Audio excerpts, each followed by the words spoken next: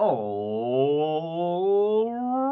then. Good morning, good evening, good afternoon, and welcome one and all. My name is Michael. I'm the Dead Auntie Gamer. And why is Pietro like that? Hacha. I didn't fix this. I'll fix it as I'm going. G'day guys, how we doing? My name is Michael. Nice to meet you guys. Nice to see you guys. We're going to be playing some Pathfinder today. What is Pathfinder, you ask? Pathfinder is a tabletop role-playing adventure game in which these lovely and incredible warriors of the dice play the role of protagonists in the adventure that will be told and shared by moi, your beloved game master. We are playing Pray for Death, which is a pre-written adventure from the lovely team at Paizo, it's basically a story about assassination, betrayal, and intrigue. And yeah, our players are having a good time. Guys, say hello to the folks in our chat. Hello, shiny people. Hello. Greetings and salutations. Yes, so good to see you guys. Good to see all your smiling faces. Yes, unfortunately, we do have two people who are currently not here today, and that is, of course, Bond, who plays the role of Nesmith, and Mac, who plays the role of Pietro. We wish them all the best. We hope that they come back soon. It's always good to see them. But yes, the bottom two cameras are the wrong way around. See, freaking. You know, every time it's a 50-50. There you go. Done. Boom. Anything else, Julia? Just let me know. You know, if I could do anything to, like, actually look like I know what I'm doing, you know. Anyway. Hey, Cybernation Uncensored. Good to see you, man. How are you? By the way, ladies and gentlemen, Cybernation Uncensored, freaking one of our favorite sci-fi content creators. If you are into things like the cyberpunk system and the like, go and check them out. They also do, I don't know if you're still doing it, but, you know, they also frequent the Sirenscape channel with their own shows and stuff like that. Wonderful and amazing group of content creators and peoples, and also just lovely people in general. So yeah, go give them a follow, check them out. But yes, speaking of Sirenscape, actually, we then go to our lovely and amazing sponsors who help us keep the lights on here and look as good as we do. First of all, Hero Forge for the wonderful art you can see on screen here. All of the images that you see, all the tokens, are made using an amazing 3D bespoke model making software that allows you to not only design really cool models, but get them 3D printed and sent to you anywhere in the world. Now, bear in mind, we do know that there is an ongoing situation in the US involving the tariffs, which, of course, is why I recommend, if you have considered getting one of these things, try getting it now. And even if everything does go pear-shaped, don't sweat, because Hero Forge has STLs that can be 3D printed anywhere in the world for a person who knows 3D printing and stuff like that. So there you go. You're still set. So do not sweat. Hero Forge got you covered. Then, of course, we have Sirenscape for the wonderful soundtracks you will hear over the course of the game. All of the amazing music scores, ambient noises, sound effects are done using a very robust and incredible soundscaping system that honestly helps dive my players into a world of imagination so easily. And there is so much. Bless you. Did I not mute that? I thought I did. Hold on. Hold up. Hold on. Test, test, test, test, test. No, that's not muted. Why is that not muted? Hold on. 1 sec. Wait, it's been muted the whole time? The other one was muted. He was muted when he was chattering to us. Okay. Wait. So Okay, hold on. So chat hasn't been able to hear what you said. No. It's just when I muted my microphone just then, my physical microphone, it didn't mute anything. Ah. But now it is, I think. Okay, cool. I think. No, what the hell? Okay. Oh, it's because voice mod's doing weird things. All right, there we go. What are you doing, voice mod? That's fine. I'll check that later. Voice mod controls all. It does. Voice. If I had to guess, that's because voice mod is coming through my webcam, and that's what everyone was listening to just then. Okay, cool. Got there. Oh, I just got louder. Yeah, because now I'm using my actual microphone instead of my webcam. Okay, there we go. Witchcraft.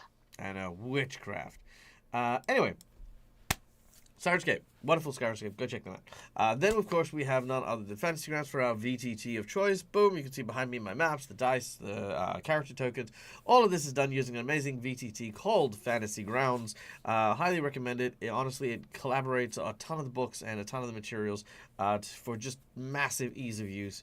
I can't tell you enough how much it saves me on time and effort, just being able to focus on my character's roleplay and the story and let all the heavy lifting be done by this VTT. So, there you go. Then, we, of course, would not be here without the generous donations and the generous love of my Patreons who support the channel and come and play with me. So to introduce to you their characters, I'm going to turn the ball over to them while I fix some stuff with my microphone. So, take it away, Calindria. Hello, hello. I play Kara. She is a half-orc champion of a Chikik, god of stabbing things for money. She is much better at it than Kyrie is at stabbing things for money. Not all of my characters stab things for money, I promise. She is also very thankful to Laura of the Bones for her recent boost of vitality, and she loves these people. She loves them very much. She just won't ever tell them that. That's all right. They know. They know. But hi, I'm Lucas, Mr. Game and Art. I play Rondak. He is an alchemist bomber. He enjoys melting things, making things go boom, hitting things with lightning in a bottle, all this good stuff. He can, though, little known fact, because he focuses more on creating things that destroy stuff, he can create potions of a variety of types and poisons even, although he knows less about those than the other stuff. But luckily for this group, he does know how to make healing potions. So that has come in handy many times. Hey everyone, I'm Matt from All Things Fantasy, and I play the resident sorcerer, Balsam. He uses blood to cast his spells. His spells are made of blood. It is quite, and it's very lucky that everyone wears red, so that way it doesn't show so much on their clothes. He loves exploring new places, he loves meeting new people, and then he also enjoys, just stabbing them in the back and slitting their throats. It's a lot of fun. It's a great way to pass the time. He loves what he does, not really a job, but more of like a permanent vacation. But he is concerned that with this betrayal from the Red Mantis assassins, who is going to pay for his travel expenses? Who's going to pay for those 5-star hotels, for those banquet meals? I mean, it's not looking great for Balsam. That's okay. Kailu has money. No, he doesn't. He's just a poor elf. I'm Steve. I play Kailu, the archer assassin. And he doesn't actually have money, but he'd like to.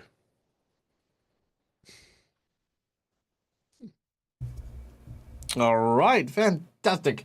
And that, of course, brings our group of assassins to an end. Now, we do, of course, have Nesmith, the poisoner catfolk, and Pietro, the vampire dampier werebat thing. We're more to discuss on that one later. But yes, they are not here today, but they will be there in spirit and, in character. But, they'll be, the characters just be there. Okie dokie. Next up, of course, we have one last person to thank before we kick off on today's game, and that is our lovely audience. Guys, thank you so much for being here. Thank you for donating your time, your energy, your love, and your attention here. It means so much to have you guys be a part of each and every stream, whether you're watching it live or you're catching up with it later on. It is so important for you guys, for us, that you guys are, taking the time to enjoy our show. So, as such, we invite you to join us behind the GM screen in order to have a little bit of fun and play around with us. Because, hey, if you're live here, why not have some fun with us? First of all, just by watching the show, you earn channel points that can be used at any point in time to influence the game while we play. This can be inspiration, wandering monsters, wandering bosses, divine healing, divine intervention, and much, much more. Channel points are earned twice as fast when you are subscribed. So, hey, if you're subscribed, woo! all the better. Then, of course, we have our monetary donations, which go towards the DAG survival check for the month. We are at 87%, which is freaking amazing. So massive thank yous to the people who've already contributed. But yeah, there are monetary donations that have a more tangible effect and impact on the game. Now, I just want to point this out there, the tangible impacts here. Now, I've noticed something about my players. You know, I feel like I've been very harsh on my players. You know, I've done a lot of like, you know, like I've got some difficult encounters and things like that. And so everyone seems to be hoarding their donations and stuff like that. So, you know, I could ease up on them. I could make them, you know, reassure them a little bit as a GM and be like, hey, look, guys, you can spend your hero points. I'm not going to always, you know, come down on you like a ton of bricks. I'm not always going to do that. Or I could go harder and force them to use these things, otherwise they'll die. I mean, just, you know, we'll see. Anyway, so tangible rewards are always a good way of keeping my players alive and helping them around. First of all, I like how you say that, but the reality is the only reason that Kara is still alive is because she's burnt all her hero points. The only reason Kylo is still up is because I burnt hero points. So that's also and true. I finally used a nat 20, and then one was immediately. That's also true. That's also true. But you know, I will also point out that Kara did run into another room with 3 waiting assassins, all beating her down while she was just by herself. Including my good buddy Tim, and your good buddy Tim. You know, like, I mean, there's a certain point where as a DM I can wash my hands of any responsibilities of death. You know, there's a certain threshold, I think. And I don't hold it against the players to do that. It is why I'm allowed to be a little callous and a little bit like, oh yeah, no, we're just gonna play this out. Because you guys have so many fans who just want to see your characters live that I'm just like, well, you know what? Fine. You can run into the other room, frickin' John Wick your way out of this situation. Why the hell not? You know, because it's cool, and we should all be John Wicks. Well, not all John Wicks, because we should all have dogs that, you know, live. Anyway, moving on. We have our donations. First of all, we have our $5 donation, which are these red marks that you can see for my players, or if you want to donate purple marks to me, they're those as well. Hero points, which my players get, are used to roll with advantage, petition the DM for nonsense that isn't in the rules, or stave off a killing blow. Jinx points can be used to counteract hero points, make bad guys roll with advantage, or cause minor complications to happen. For $10, I will draw from a deck of cards I have in front of me. Well, one of 2 decks. I'll either draw from the deck of plot twists, which cover a ton of really cool story prompts that I will utilize. One of which in the game, you basically, you know, get me to draw from that. Or you can allocate a player to receive a heroic action, which is a cool free action power plus a hero point that they get to use at any point in time. So yeah, heroic actions are pretty cool too. For $20, you can donate to give someone the coveted golden natural 20. My players are all loaded up, but hey, I can get up to 3 nat 20. So if you want to donate a nat 20 to your friend Dag, yeah, that'll be amazing. That'd be cool. So yeah, and they are just nat 20s, and honestly, they're just used to, like, you know, in those moments that things just should work or things need to be like, you know, like this is really cool. Then, you know, great chance to do that too. Then, of course, we have our $50 donation, which comes with 3 different types of rewards. The first is a boss buff, which increases the difficulty of a challenge, making a boss themselves quite tough, changing the terrain, changing the parameters of victory, upping the ante. There's so many different things that happen, but it is a massive and major complication to the battle at hand. We have, of course, our magic item, which you can provide a magic item to a player of your choosing. This can be an item from their wish list, or this can be a homebrew item, something you design or I design. You know, we can play around with ideas. You know, it's a lot of fun. Then, of course, the other $50 donation is a group buff for the day, in which I do a tarot reading, or it's called a harrow reading, for my players, and whatever statistic suit that harrow card belongs to, our players will get once per scene an advantage roll on any check made using that statistic, a plus 1d6 on any roll making that statistic throughout the game. And if they do manage to try to either embrace or reject the fortune on the harrow, they will always be considered a critical success in whatever they're trying to do for that. So there you go. That's the harrowing one. Then we have our $100 secret menu item, and today only we have 2 secret menu items. Now, the first is a carry-on from last week, which is our group of assassins is currently being targeted by a would-be assassin, by an actual assassin named Talvaro. He is a Red Mantis assassin who has basically had a contract taken out on the PCs and is currently working on that. The first secret menu item is, of course, as the last couple of weeks, Talvaro will have a change of heart and will join our PCs in trying to prove their innocence and help them, overcome whoever it is that has it out for them. Talvara's a kind of, he's a professional. He's a bit, kind of psychotic because he's an assassin. But I think you guys have had some good times with Talvaro. Like the dinner that he came over and like had a drink with you. You guys spent the night sharing stories and stuff. So there's a good rapport there. So plenty for that. The second secret menu item is, and this is a good one, your very own adventure. That's right. Our PCs at the end of this particular fight will be going on a long journey back to the Metagandhi Isles, which is where the Red Mantis base is. Now, during this period of time, there will be some travel, and as I like to do, I would like to expand on that travel time by going and exploring a few areas within the Inner Sea region.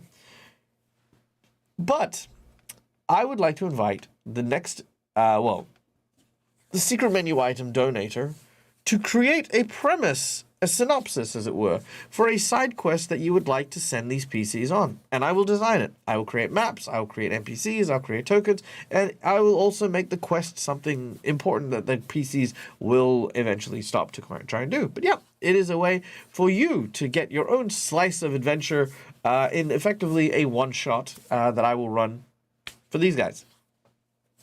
So there you go. That is our second secret menu item. Good deal. Yeah, that's honestly, yeah, it's a pretty good one. And plus, you can also save the game and like keep it and stuff. And I will also endeavor to try and run that game when we have a full table as well. Like if we don't have a full table, I might push it down the line a little bit. But I'd love for you to enjoy your adventure with the full cast of characters for that game as well. So there you go. So that's our secret menu item. Okay, cool, done. Now we have a $10 donation, which I saw come in from the wonderful and incredible Schoolie, which I presume is our random plot twist of the day. All right, Schoolie. Schoolie special. I feel like I need a theme song for Schoolie, like whenever I have to do these. All right, here we go. What is our random one for today? Interesting. Envy. I got no idea how I'm going to do envy.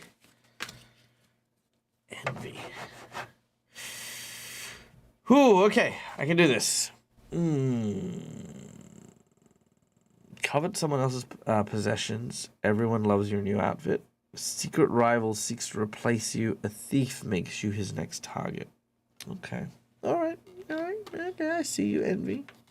Okay, and last but not least, before we kick off on today's game, we have, of course, the Crit Award nominations currently up and running. Guys, if you are not aware, the Crit Awards are a award ceremony that sends a bit of love to the TTRPG community for people who have been an avid part of it for quite some time. Those of you who wish to, hey, consider nominating DAG for one of the Paizo Awards. The Paizo GM, for example, is a great one I love. But also, we are nominating our dear friend Calindria, who has been an amazing part of the community, for a community award as well. It's a great way to showcase, an appreciation for all the stuff that Calindria has done.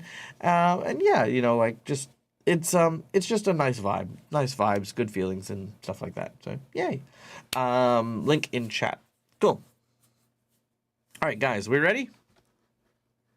Sure. We'll find out. Yeah, we'll find out. All right. So, without any further ado, I need to move this over here.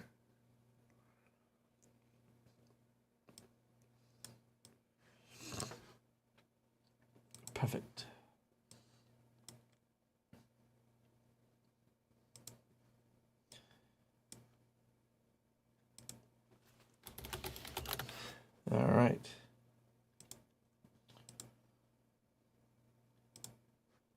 Boom.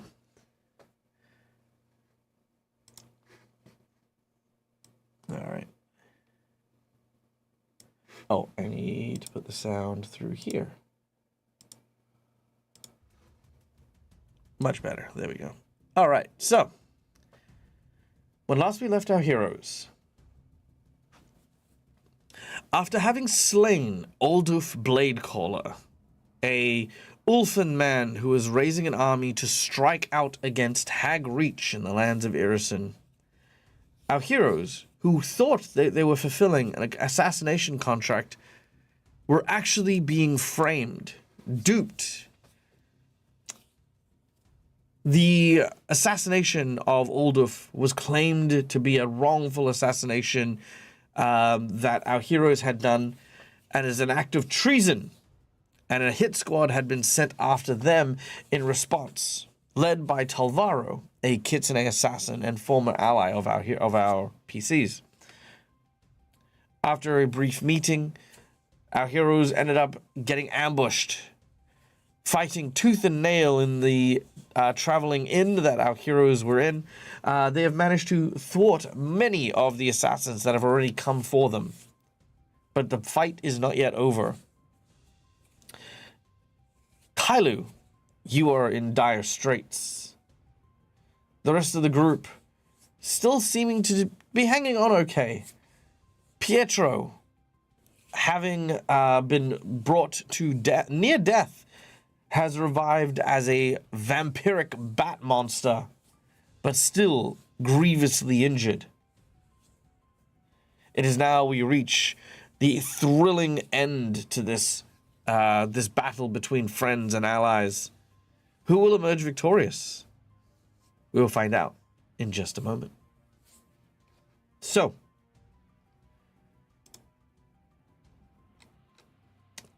Kailu, from atop the rafters, you've had various shurikens and throwing knives embed themselves across and into your body. You fell from the rafter, if I'm not mistaken, and landed. I was pushed down by. Yes, you fell, clumsy fool. No, yeah, you were indeed forced down and landed quite hard on the ground.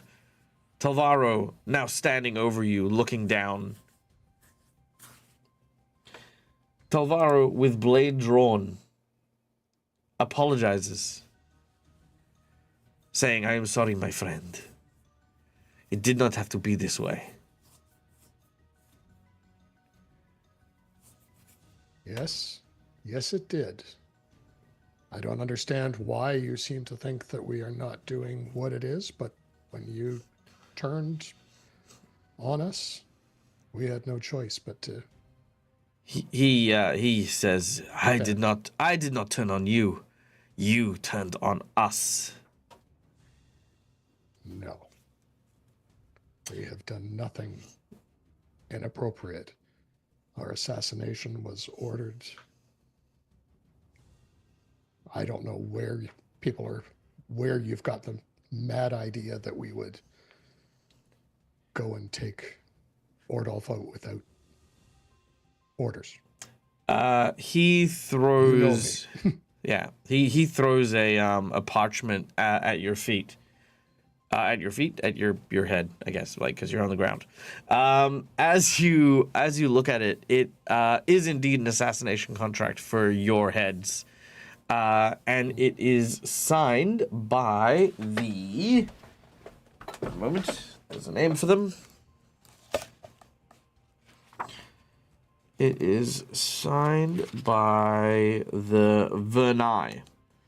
The Vernai is a council of 13 of the leads of the Red Mantis assassin.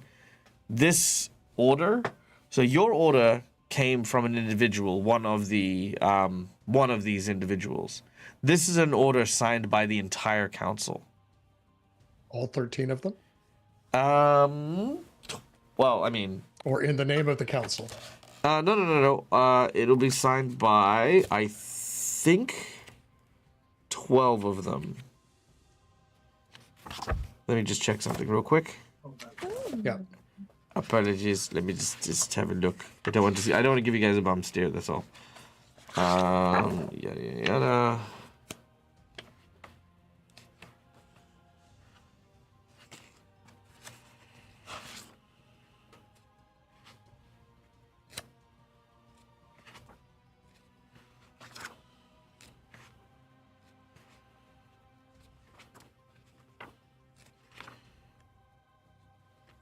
Where are you?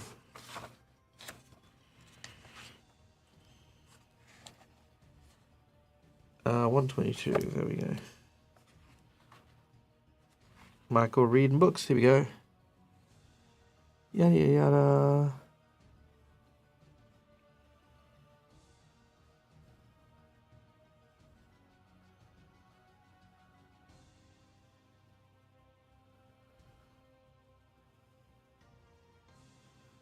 Yes, 12 of them.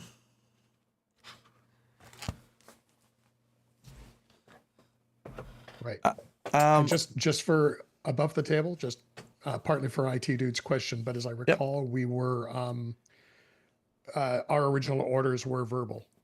I don't believe we were given written. Correct. You were given verbal orders, which Kailu, you'll probably recognize now that you can actually see it, is actually from the person from one of the 13 who has not written their name on this order.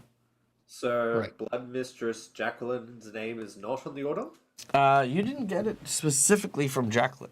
You heard it. No, but her name is her name on the one of the 12 signatures. Yeah. But Jacqueline's she name? was our direct supervisor. Yeah, so Jacqueline, okay, hold on. So just go over this real quick, just so that no one's confused. You are the loyal and trusted advisors of Blood Mistress Jacqueline. You have been given this order on behalf of Jacqueline, because of your stance, by High Priest Sevilla, who is the one who gave you the missive in the first place. Okay. Right? Now He's the chap who's shown up a couple of times, correct? No. That's another guy. No? Yeah. Oh, okay. So Sevilla is the person whose name, she's one of the 13 whose name was associated with this, right? So that's who the order came from. Vatumador is your handler. Ah, right. Sorry. Yep. Okay, so to clarify, going back to it, Sevilla gave the order, which was on behalf of the Blood Mistress. It was conveyed to your handler. Your handler was Valmador. Valmador gave you all the information you needed, and that's where you went on your thing. You weren't necessarily handed a bit of parchment. What makes this What makes this symbol so important of him giving you the parchment? There is no middleman. This parchment went from the hand of the 13 to Talavos. Okay. Talaro, sorry. Talaro. Yeah, correct. So when he says when he says you've betrayed us, and he shows you this, by all accounts, even though you know for yourself, right? This is a sign that the council, the order, the church, the highest of the people who you work for, believe you to be traitors. Yep. Okay. Cool. So yes. Anyway, he throws that down at your feet. But I believe we have. I think we've exhausted that amount of time there. Kara, let's move to you real quick. Yes, I am going to, while these two are engaging in their lovely conversation, I'm still going to try to kill Dangerous Human just so they can't be flanking Kailu, who looks pretty fucked up. Okay. you're right back. All right, so... Whoop, almost dropped it on the wrong person. That was a... Whoop, I can't see what it is. Hold on. That is a 3, which is a 30, which is a miss. As Alright. the assassin dodges your attack deftly. No. Stay still. And I will keep going. Oh my god, me. What are you doing? He dodges a second time. You are not staying still, and I will try a third time.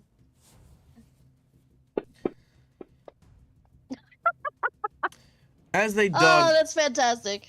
as they dodge a third time, this assassin looks at you and he says, "I expected more from the great Kara." I expected more from the great Kara too. He I'm just as disappointed. He says, "I look forward to taking your seat of power. Soon they will not know your name other than that of the traitor you are." Yeah. And then you bleed. Blah. Oh wait, no, sorry, you've had divine healing, so you're not bleeding anymore. That does not heal status. Stuff. It's not a stats effect. It is literally a wound. So yeah, you're good. Cool. Yep. All right, Rondak. Yes, that's me. All right. I can hear all of these conversations, right? Like they're all close enough that I can hear everything Yeah, that's of course, going of on? course. Yeah. All Oh, right, cool. by the way, that assassin guy. Envy. I Nice. like it. Thank you. It was very seamless, right? I thought I did good on that one. That was good. Yeah, Thank you. I liked it. I'm gonna put more to him though, but I was happy with that. Okay. All right. Because I just heard this dude insult my good friend. Which one? Let's see, what's his name? Dangerous Human 6 just Okay, insulted yep. my good friend Kara. Yeah, absolutely. So I'm first going to turn towards him Mhm. and just launch an alchemist fire right at his face because nobody Jesus. talks to Kara like that. All right, your alchemist fire launches.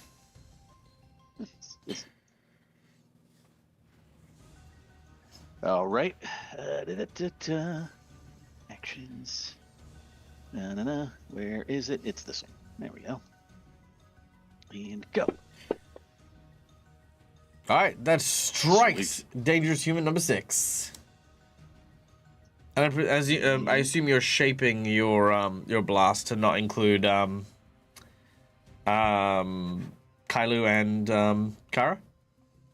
Yeah, I'm gonna basically thread the needle straight through towards that back wall there. Nice, love that. And take that. Nice. The explosion takes him out. Sweet. right. But 1 second.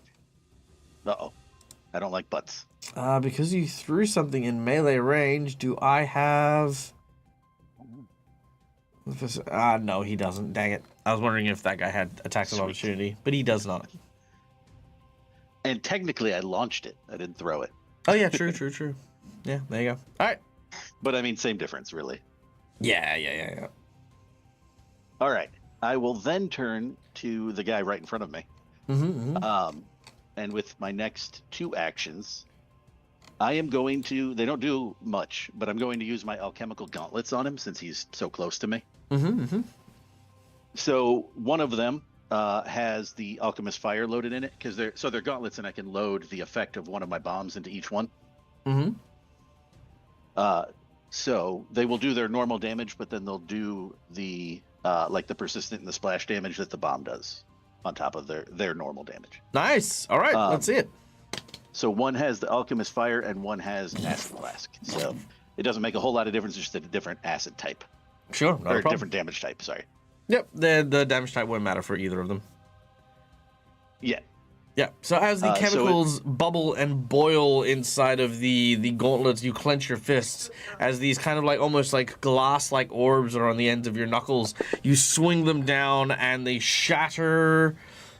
Oh, the one landing a solid hit.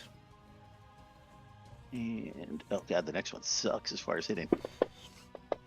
Drops a lot. And the still second hit. one, Sweet. boom, manages to hit. So both strikes. All right, so it's just a 1d4 bludgeoning, and then it'll be 3 fire damage, and then or or is that persistent? Hold on, I think one of them might be persistent. Yeah, so the fire is 3 persistent fire damage, and then he'll take 3 for the splash. Okay. And then the other one is just 3 acid on top of the 1d4 that I'll do.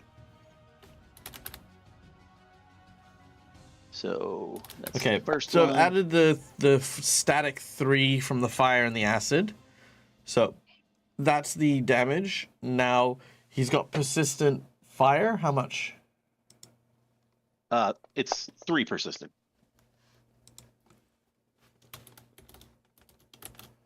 Oh shit! And I rolled max damage for both. What? Nice. All right. Granted, it's a D4, but that's fine. Still, Okay. this is good. That's great. Yeah. But yeah, now he's got persistent fire damage at the very least, which is nice. Yeah. Which I have added to him there. Okay. Yes, and that's me. That's it. Done and done. Bleeding. Blood, blood, blood. Which you do not stop bleeding. Oh, well, sorry, no, you stop some of your bleeding, not all of it, though. Okay, Pietro. Pietro is now wild and frenzied and is going to go and attack Nesbit for some reason. I don't know, only because I need to get them both out of the fight. All right. That's what's up on the roof. Don't forget. Yeah, that's what I mean. Like because he's a bat creature now, he's just gonna fly up there and go bite him. Perfect. Okay. Rondak.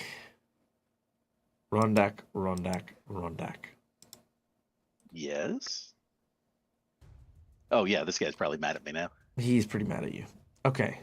I mean, that's fair. I did just punch him in the face with fire and acid. You did. So Does he start his turn in the circle? he does. He's going to need to roll me a reflex check, please. Very well. Sweet.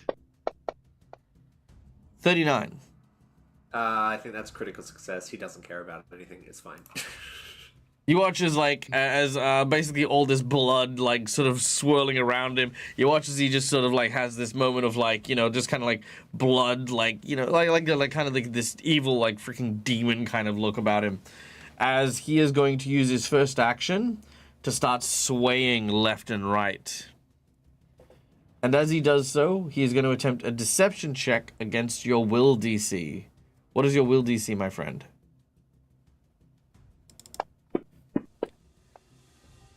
Oh, that's a good question. Let's see. That is.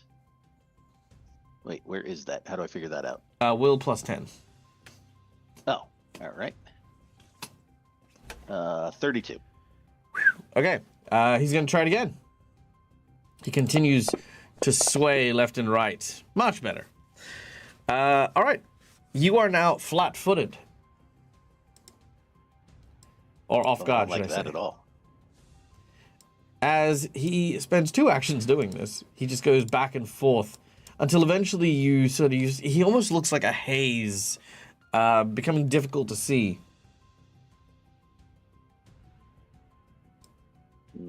I don't like that at all. You should stand still. I don't like this. Oh, whoops. I did not mean to do that. There we go. All right. He is going to swing at you with his sawtooth blades.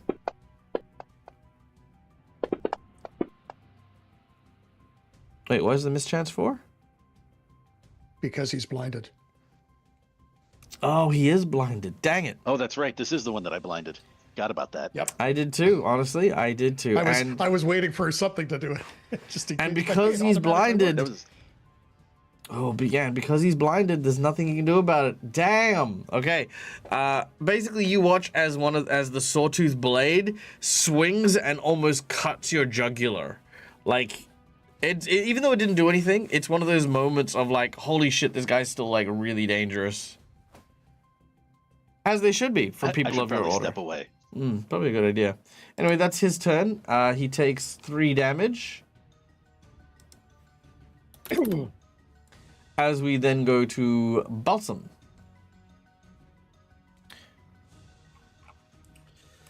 Seeing that this is the blood mist that's on the floor has served its purpose, he's going to drop the spell. So So he's going to he's not going to sustain. So that means the spell's going to drop. He's going to turn to Talaro. Mm-hmm. Looks like you're not going to listen to what we have to say. We were given a mission. If we weren't given the mission, explain how we would have come here and heard about Ordolf anyway.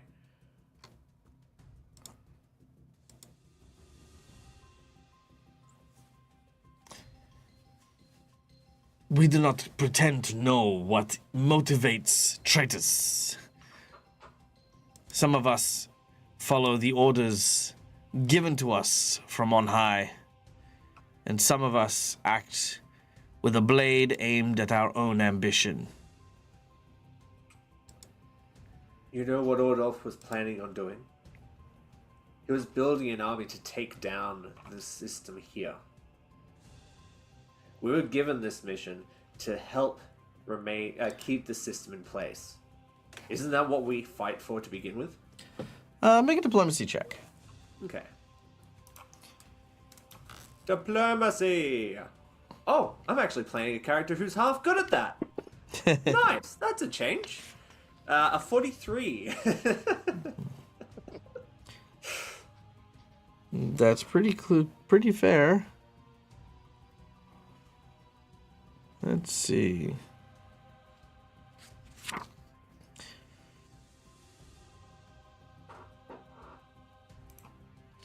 Interesting. Okay. So, Tolvaru hears you. He says, I have known you for some time, all of you. And I do not think that you would be acting alone. To me, from the sounds of what you are saying, either you are acting at the behest of someone else, away from the order, on your own. Whether intended or otherwise, it also means you have been compromised, used as a weapon and a tool. Your very presence still means the Red Mantis are vulnerable, as long as there are people who can be manipulated into acting in such a way against the wishes of the great Akachek and the orders of the 13 people who I know their name. As a out of character question, how long would it take for us to get back to the Isles, roughly, if we travel? Roughly. Give me a rough time. Is it No, gonna actually, take more no. than I have the actual. Like Okay. it says here. It takes you precisely this. It is 2,100 miles south of your current location. It will take you the better part of 90 days. Which is roughly 3 months. Okay. Then give us a year. However, sorry, I'll get to that in a second. However, most of the time, it is expected that you'll be able to use like a teleport spell or something similar to be able to get there. Yeah. But that just reminded me of this scene of like, sir, we're preparing for your execution. Like, do you have any last requests? And yes, could I ask for, or could I request for there to be a pause between the words? Can I get an extension, please? No. Could I get a pause just between the words aim and fire? How long a pause? Like 40, 50 years? Yeah, exactly right. Anyway, so You're also fairly confident that asking an assassin to like, hey, do you want to come back in a year? Probably not going to work, but Balsam, god dang it, if I'm not going to give you a chance, if I'm not going to give you a chance to write it out. All right, what do we got? Give us a year to find out where this leak is. We can find it, we can get rid of it. If within that period of time that you do find us that we are being used, that there is a weakness, come take us. I'll give you my throat. I'll even take my mask off if you wish. I know you've been wanting to look at my face for years now.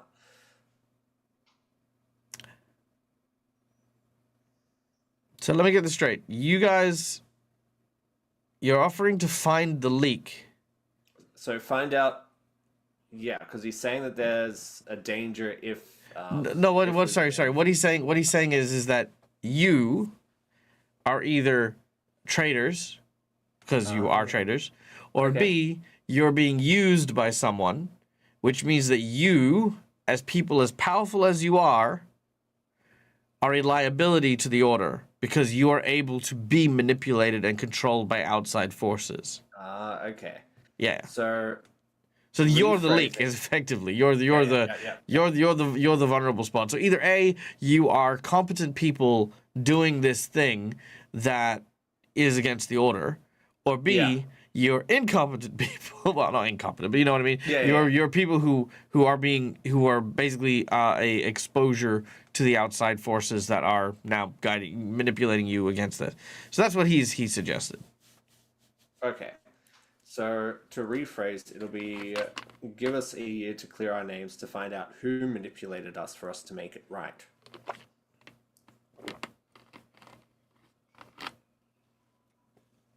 Yeah, that sounds better. Yeah. Interesting.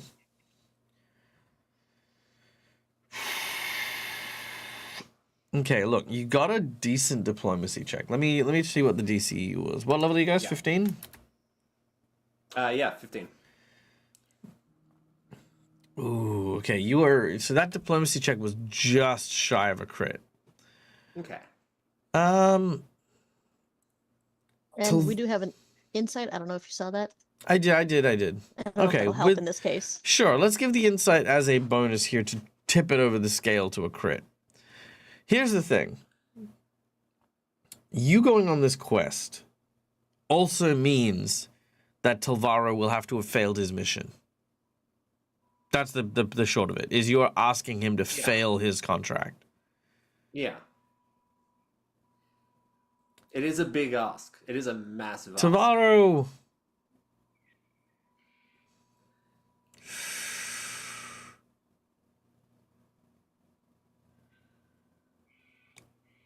Okay.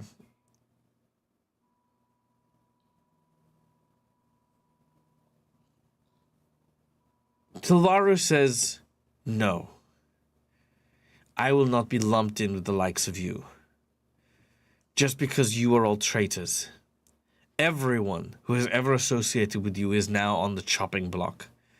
Everyone will be tested, their loyalties put to see if we can fulfill our duties and our oath. An oath I thought you knew. He takes his knife and he will plunge it into Kailu. As this happens, which he will make that reflex save first, by the way. Let me do that real quick. 45, yeah, I think he'll be fine. As he does so, Kailu, blood begins to pour out of an orifice, like right where your heart is. I need you to make me a perception check. Kailu. Perception. All right. Hey, what's going on here? Oh, there it is. Legendary failure. Nice. Yep. Okay. Absolutely. That's how we Hey, do. I'm dying. Yeah, fair. You fall unconscious. No, actually, yeah, what am I saying? Yeah, that's probably a coup de grace of some sort. So yeah, okay, your eyes kind of remain open, you sort of like fall backwards. As Talaro looks over at Rondak, blood still dripping from the blade that he just slew Kailu with. He rushes over to you, Rondak. And as he does so, he swings his saber.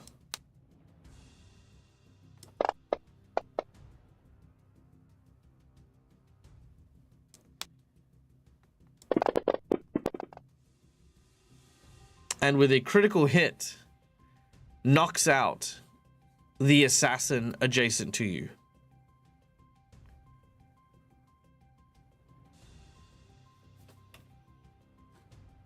Talaro looks at you, Rondak.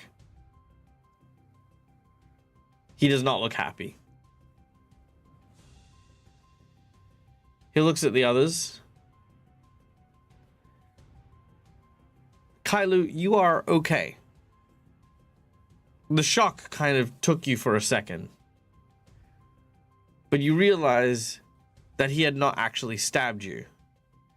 You look at his hand, and what he had actually done is when he plunged the blade into you, is he had basically shielded it with his hand and allowed his own blood to just pour over the top of the wound.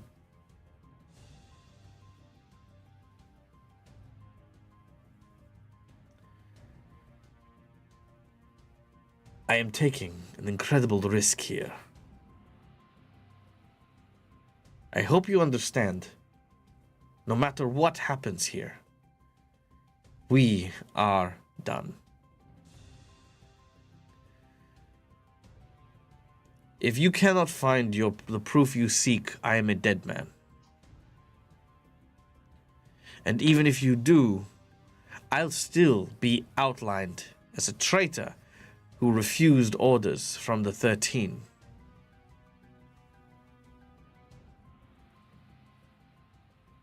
He puts his blade away. You hear the sound of rain starting to pour from the roof above. He sighs and he says, well, perhaps it was time for me to move on anyway.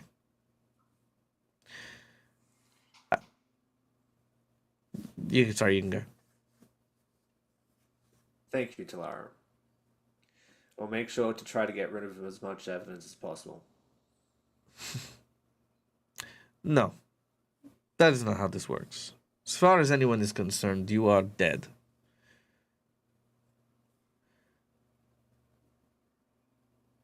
I will need some evidence of this.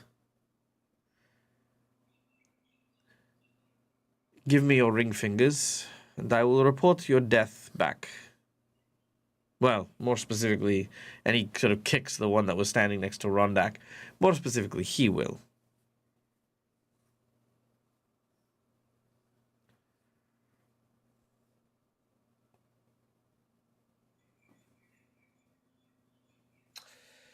Very well. Balsam will cut off a bit of his ring finger. What do you mean a bit?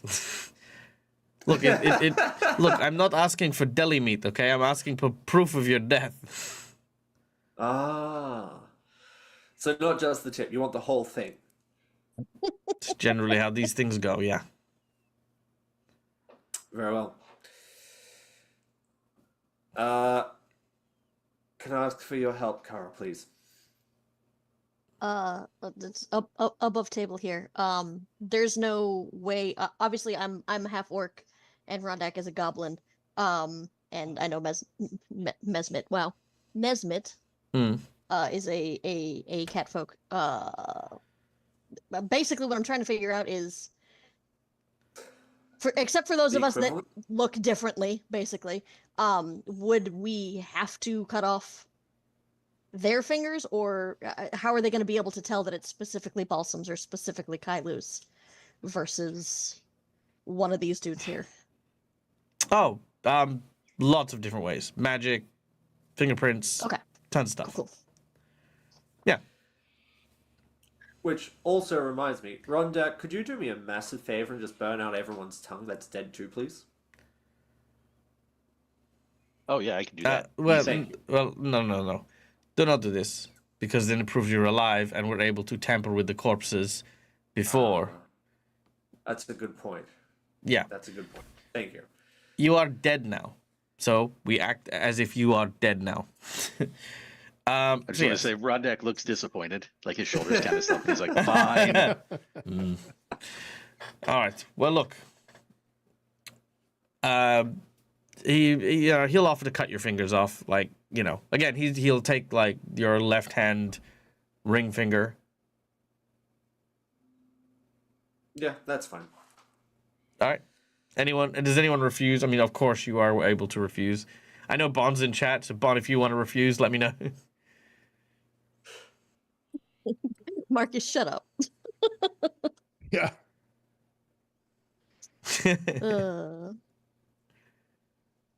Nope. Okay, I'm not hearing any protests. So, yep. No. Nope. All right. Everyone has their ring finger cut off. As this happens, he kind of like puts them in a bag. You don't need to give your like whatever your equivalent of a ring finger, your ring putty, your ring bean. Yeah. All right. Cool. Which means yes, everyone is going to be the proud owner of Clumsy 1 because you have no finger. Yep, he'll take them, put them in a bag, tie off the bag, and he says, well, pretty much when this guy wakes up, I'm going to claim that I've burnt your bodies, along with the bodies of the other assassins as part of our, like, disposal of evidence type thing. You should probably get out of here.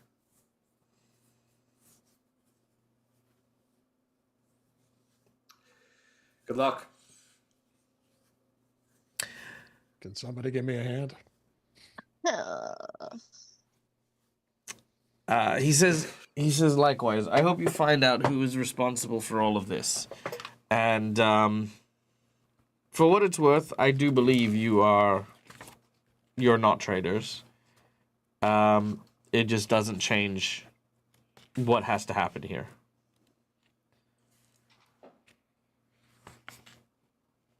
I'm just saying, we vastly outnumber this guy, so they're gonna believe that we had like 30 people and it was down to this one dude and he took us all out. No one's gonna question that. I mean, if you want, he can keep fighting.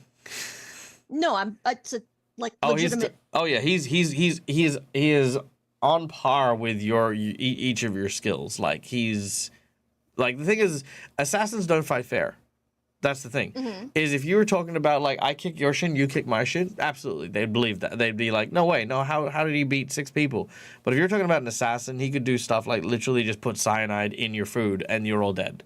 Or he could. Well, I mean, the guy that's passed out, he won't wake up and be like, well, there were 5 of them and now there are none. Well, keeping in mind, divine healing aside, like 3 of you were on death's door. Mm-hmm. Yeah, he could have done that with a single action to kill 3. I just want to make sure it's not going to come bite us in the ass later. Yeah, I mean, it is going to come bite you in the ass because you're not dead. Right. No, all he's doing is buying you time. And keeping in mind, all he's doing is he's handing fingers to this person to tell him to report back, and then Talaro is running for his life forever. Okay, yeah, all right. That's basically it. He has literally sacrificed his entire future for you guys. Even if you guys succeed in this mission, he is now no longer able. Well, forget his identity. He's got to change everything, because even if you guys are innocent, it doesn't change that he's failed, and the assassins are going to come after him in the same way they came after you. So he can always rendezvous with us and just fucking join us. No, because he will again. Then the Red Mantis will come after you still to kill you. So like I said, whether or not you clear your name, that's you guys. He can't clear his name because he did the thing that he is going to get killed for. He actually let you guys go when he shouldn't have. He defied the order of the 13. So you guys might be innocent, but he's not. Technically speaking, as loyalists, you guys should probably kill him. That's thanks for your help. No. Yeah, how dare you show mercy? Yeah, pretty much. So there you go. Cool. So that's done. He's gonna start again setting in motion to set fire to the building. Also, by the way, just in case in point, I really like how I did with this acid wall melty thing that no one used. Just putting that out there. We're using it now. Oh yeah, now you want to use it? No, okay, it's fine. It does look great, and to be fair, I tried to get everyone to go through it for a long time. You did. I understood what the dude was casting. That is on me.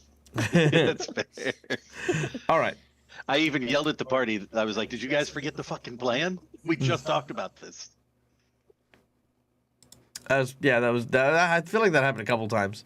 All right. It did.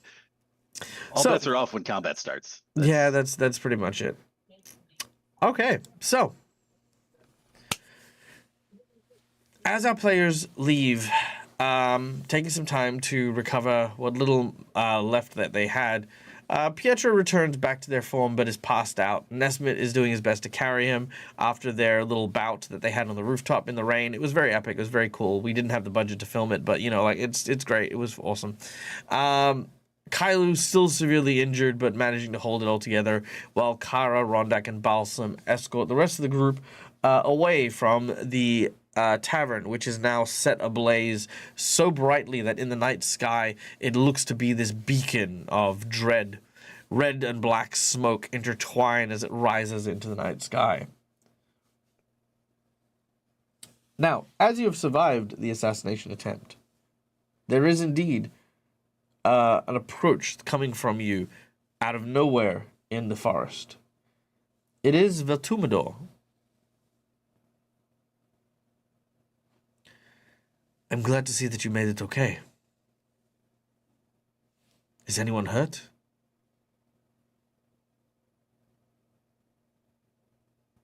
Yeah, I think everybody, except for maybe Kara. Yes. Veltumador starts healing you all.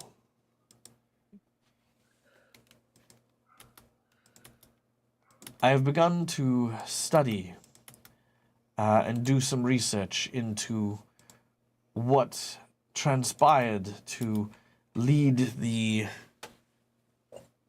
Vernai to think that the contract was illegitimate. The one that Talaro presented. Did you get a good look at it, Kailu? I did. He asks you a few questions about the details, which you can confirm. He then says, that does sound very authentic. The fact that one of the Vernai were not on that signature kind of points us in a direction. You see, the Vernai sometimes fight among themselves to the point of outright violence and even betrayal. They rarely turn on those who are below them in the organization, but on occasion, when people who are as affluent as the six of you appear, moving those pieces off the board may possibly serve one of them. Usually this only transpires when there's supposed to be a major upheaval among the ranks of the Red Mantis. Perhaps there is something going on at that level that we are simply unaware.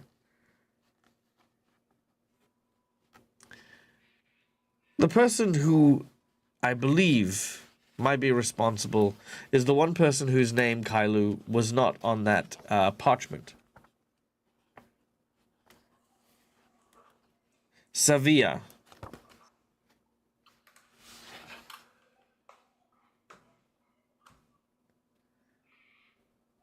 So you know, she is an elven cleric of Akachek, by the way. And you do all know her. Like, everyone, knows the 13. So, what are your plans? Do you sit? Sorry? Where do you sit? Where's your loyalty? I am in just as much of a vulnerable position as you. I was the one who issued the orders, and I am your handler. Your fate is tied with mine. That means you can't get into the Isle, can you? Heading back to the Crimson Citadel won't be safe if the Vinay are sending assassins. The fact that Talaro has allowed you to go perceived as dead can help us get back to the island, potentially. But that does not help us if we do not have proof of crimes turned before you before we confront the other Vernai about this betrayal.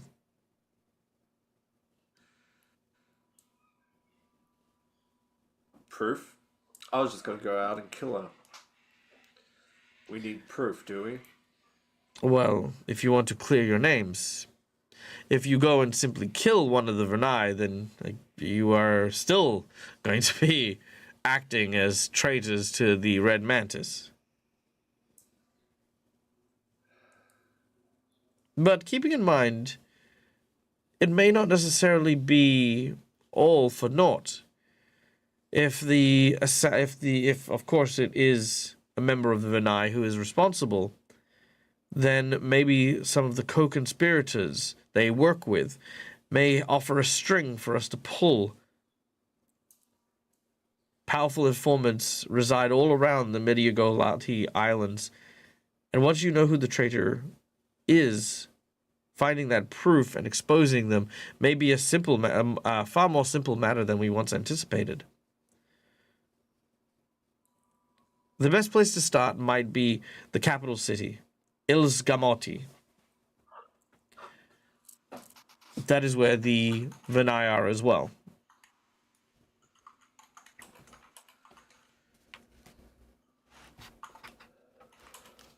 Right under their very noses.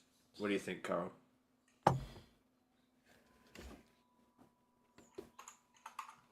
I mean, we need to clear our name.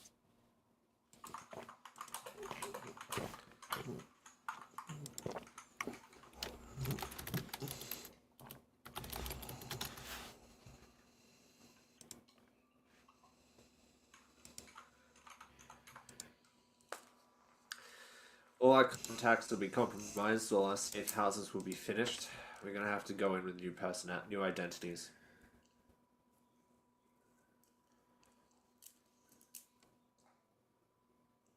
We'll say that might be more difficult for some, but yes.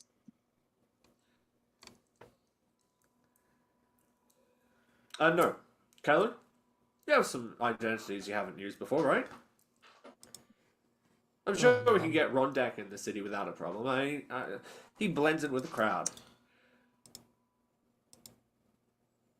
That's true. All right. Well, let's. Balsam takes a short walk to just kind of calm his nerves a bit. Well, let's take a quick. Kailu's still thinking about his near-death experience, and he's not really. All right. Let's take a quick look at where we are and what potentially becomes available to us. All right. This is the map of Galarian. Now, our heroes should be somewhere here. Let me get to the drawing mode. There we go. All right. Somewhere around here is where our heroes happen to be. You guys can see that? Yeah. Yes. All right. Now, our heroes will be traveling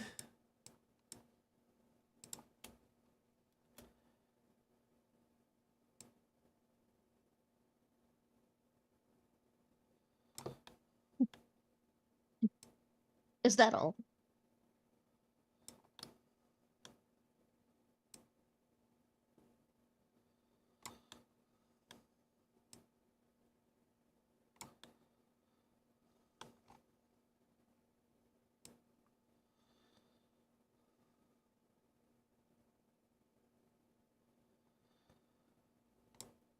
to here.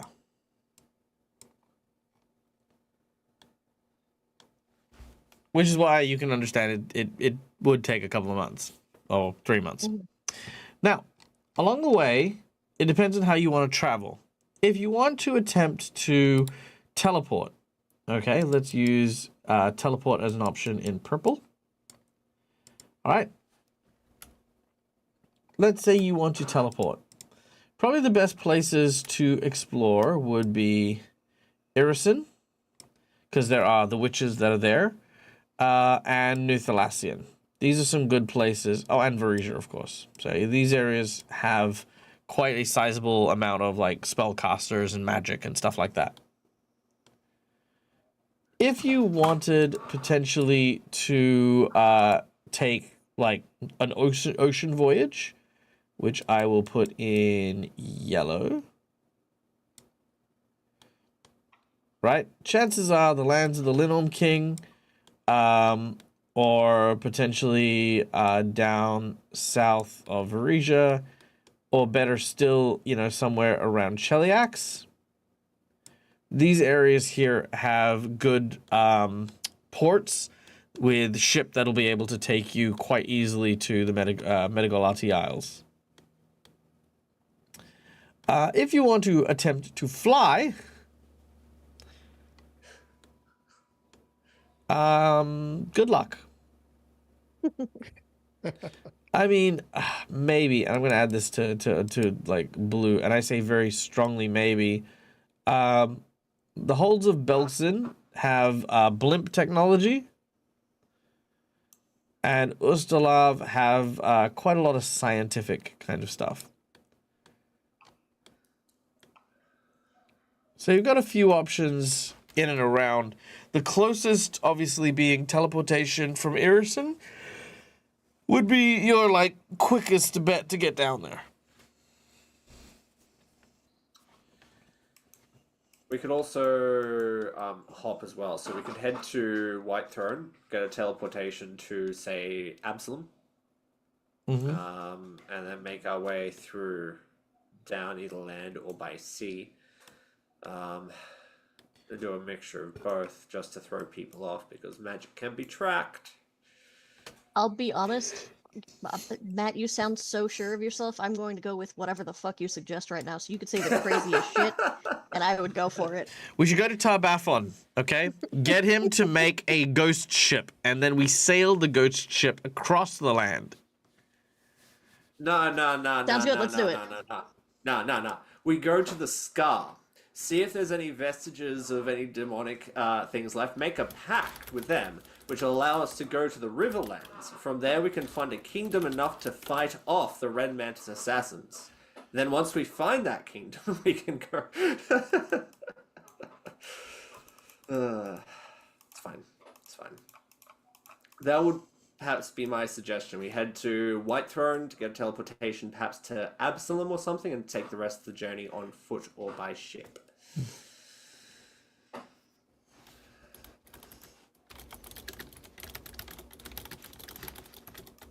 All right. I mean, I've already said whatever. And not Irison? No. He's saying go to Irison first. That's where White Throne. No, that's okay. That's where White Throne is. So going to Irison, getting teleportation to Absalom, which is this island in the middle of the inner sea here. I'm gonna label that in red here. So this area here. So teleport to there, and then from Absalom, taking the boat. From there to the Medigolati Isles. Yeah. Or really potentially, or potentially go from Irison through to Rahadum, through to there. So either or. Honestly, probably even I'd say this isn't a terrible idea. What, through the Sodden Lands? Yeah. Mostly because the Sodden Lands, ironically, may be safer than going through Rahadum. Rahadum is the kingdom of man. They hate religious people. It is actually forbidden. So you guys being worshippers of Akachek and other deities and stuff like that could potentially be dangerous for you to travel through there. But then we're going to have to travel through around the eye. Well, you're gonna have to travel, across the eye at some point or another. Like, the Medigolati Isles are literally, they share a coast with it. So the nice thing about coming from the south is that they're not going to expect us from that direction. It's rather roundabout for people who with limited means. On the other hand, do we have the means to do it? Well, coming from the south, you have the Shackles, which are, if I can use out of character knowledge, pirates. Yep. I think everyone knows the Shackles are filled with pirates. Yeah.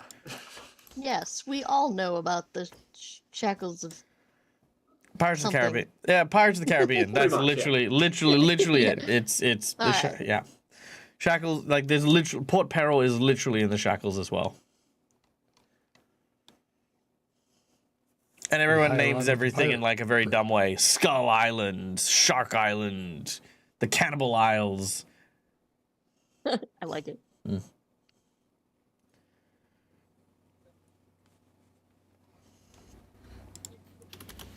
Yeah, that might not be such a bad idea either. Going If down you around south? approach the sorry? Going down around the south? Yeah, approaching from the shackles. Because if Kylo's right and they're expecting us to come from the north, approaching from the south might give us that better. To reiterate, they're not sneaky- expecting you to come from anywhere because they I was think saying, you're in dead. theory, they That's don't true. expect We're us. dead. Yeah. Yes. You guys are planning a lot of stuff in the belief that you guys are being pursued by people who are pursuing dead people. Yes. I don't know why. Because I have no idea why, but you know, like. So, well, either way, it sounds like the thing we have to do is get to Irison and the whatnot. So, should we Absalom? get started? Gaj said something. The party could die, get their ghosts raised in Gebs, and then haunt your way across to the isle from there. And you know, it reminded me of an Australian comedy show that I watched called Tripod versus the Dragon, which is there's a scene in it where one of the guys is trying to get their girlfriend out of like the land of the dead. And so he gets this note from one of his friends. He's like, I have been a complete douchebag, and, you know, I am now going to help you on your quest to try and find your beloved by giving you a map to the land of the dead. Right. Step 1, kill yourself. No, I'm just fucking with you. And then he Sounds gives, right. yeah, yeah. I was just, yeah, it's such an Australian thing to do, though, like to your friends. But yeah. No, it's cool. Yep. Well, Okay. that is also that's a solid plan B, I reckon. Yeah. Now, to reiterate, there is also the plan of going to Irison and just teleporting to the island. Yeah, that too. All right. I'll give you 2 more seconds to think about it. In the meantime, I'll be right back. But Catchy Cantrips, good to hear from you, my friend. Glad that you are doing well and kicking ass with your chaos and creation. Yeah, things are good here. Things are great. We're doing a lot of fun stuff. And yeah, just playing around, doing stuff. That thing. All right. All right. Make a decision. You have a lot. Yeah, I mean, you guys can draw on this map, I think. I haven't don't seen know. all of your drawings lines other than the first X, to be honest. Yeah, I've only seen the X. Oh, really? Can I draw? Drawing. I can't, but that's a separate issue. Hold on. Oh, whoops. Oh, hold on. No. Whoa. That was him. Okay, hold What on. happened there? All Okay, I right. see the black line there. That was me. I don't know how to edit it. This just goes erase. Okay, it looks like drawing mode, eraser mode, choker mode. That's okay. As long as you guys can draw on it, that's fine. Okay, cool. All right, there. Yep. All right, I'll be back. First step should be White Throne. That's the major city in Elysium. That's where we can get the teleportation. From there, we should determine where we're going to teleport to. My argument is for Absalom, because that way we can have an option, depending on what we find down there, to either go via land or by sea. We can also land in Elysium as well, which is closer if we want to approach by land.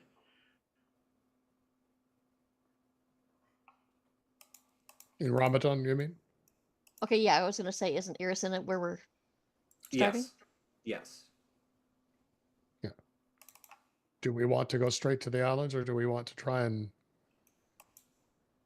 do we think we can find anything off of the island as to what's going on? Varissia. You said Varissia. Got it. Okay, I'm tracking now. I'm tracking. Yeah, Varissia is like Yes. here-ish. That's Verisia. That's where we started off, isn't it?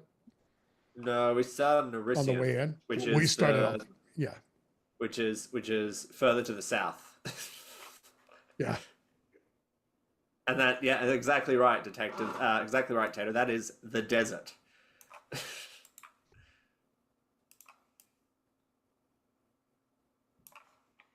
So Hang on, I need to yell at my daughter to go to bed. do we Yeah. want to go down? Like, do we want to try getting somewhere here? Chiliax? Yeah, we can travel to Chiliax if you like. Yeah. I mean, if we go to Absalom, we're adding a lot of sea days potentially, or Everton. having to cross the Yeah, entire potentially. southern lands.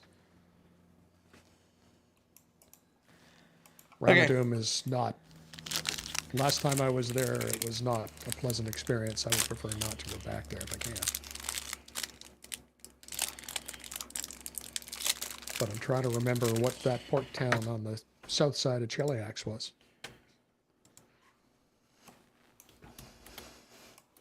I can't remember it. Sorry. She's still sassing Yeah. me. Hold on. Alternatively, we can perhaps just travel straight to the shackles. See if we can get a teleportation to the shackles.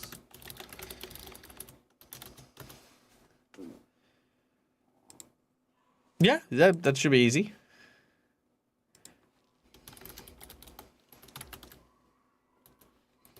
All right. Let's do it. I'm for it. Straight to the shackles? Sure. Let's do it. It sounds good to me. Alright, so step 1, White Throne. Step 2, get a teleport to the shackles. Step 3, commandeer a pirate ship. Play the adventure path for Skulls and Shackles. Step 4, take over the island. Oh, yes. I don't know what it is, but it looked good. You I don't know saw what Caramello. a caramello koala is? I What? see No. Caramello in the shape of a koala bear, to be honest. I mean, That's- it's you not. don't find it's those in not, Canada. It's not wrong. You know, it's also pretty. You can mail me one though. So, next time I'm anywhere, I'll just like bring a big bag of them. Yeah. Okay. So, our heroes head to Whitethrone.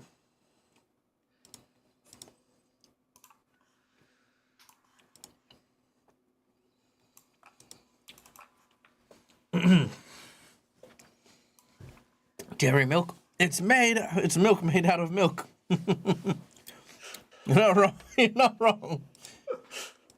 Okay. Ooh, I know what I'm gonna play. Hey, I'll bet you there's stores there. True. Now, moving away from the site of the who's typing? I didn't. Sorry, that was me. Oh, it's someone. As you make your way away from the inn, the journey from here to Irison is not a long one or a difficult one, but it has a certain weight to it. Each of you in your own way have dedicated so much of your lives to the Order of the Red Mantis. To now consider yourself dead to the Red Mantis assassin is a heavy shoulder to bear.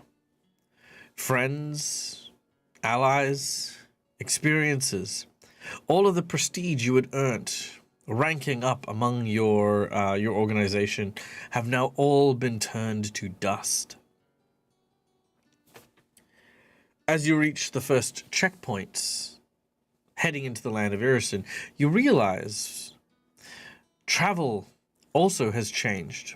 Whereas before your handler was able to procure you papers and the like, you now have no such luxuries without the support of the church. You now travel these lands as a regular person. As you approach the first benchmark, The first to introduce themselves to you are a pair of trolls who guard this large kind of barricade leading into the lands of Irison. This is more of a checkpoint for contraband and the like, more than a ID check or anything. You guys aren't fugitives here or anything like that. As one of the trolls, dressed in heavy steel armor, looks in your direction, he says, "You do not smell like folk from the Winterlands to the west. Where have you come from?"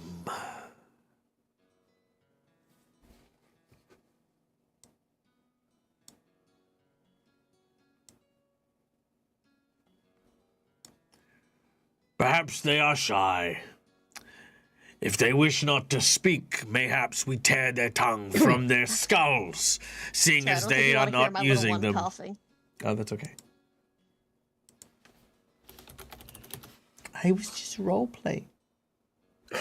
I know. Well, Akara wouldn't have spoken anyways, because she's only good at intimidation. So I mean, why would she know? Why kind would of she? expecting one of these guys. Yeah, well, whoa, hold on. Now, Callie, we've spoken about this, haven't we? Hold on. Wait, daughter, again, sweetie. Sorry. No.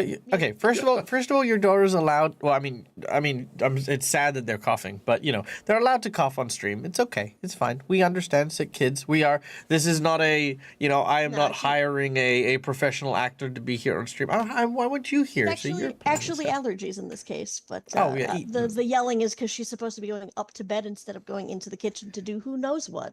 Oh, that's fine. Yeah, that's fair. And secondly, we have spoken about this. You do not only do the shit that you're good at, because otherwise, that's not you role-playing, that's you trying to work mechanics. And when you work mechanics with the guy who makes up the mechanics, you're always going to lose. So instead, just, take your time. Enjoy the role-play. Believe in your thing. Because you are the leader of this group. You are the spokesperson. You are the front. Yeah. Yeah. I need Desmond here, though. I would absolutely make him talk. Because he amuses me when he tries to talk his way out of things. Then you need to give him the order to do so. But he's not here. I know. So I can't. Now it falls on you. Hey, look, you made the character. You wanted to be leader, right? Yes. You could literally order any of us to do it. Correct. Just say it. I mean, it wouldn't be weird. You, answer. I don't know. And we all know that Rondak is amazing at diplomacy. Okay, we know somehow he is in our bones. He's not at all, but he's the one who talked Ordulf down, isn't he? That's true. I did. Yeah. And Silvara. So okay. Yeah. To also make a point, don't predict checks I haven't asked for. Yeah. Oh, no. So I'm just talking, she's generally an intimidating presence, not a diplomatic one. So trying not to get in trouble. Yeah, that's true. But you don't. But in the same way, I'm not talking like roles specifically. No, I know. But what I'm saying is your character is also multi-dimensional. You don't wake up every morning and go, I'm going to brush my teeth.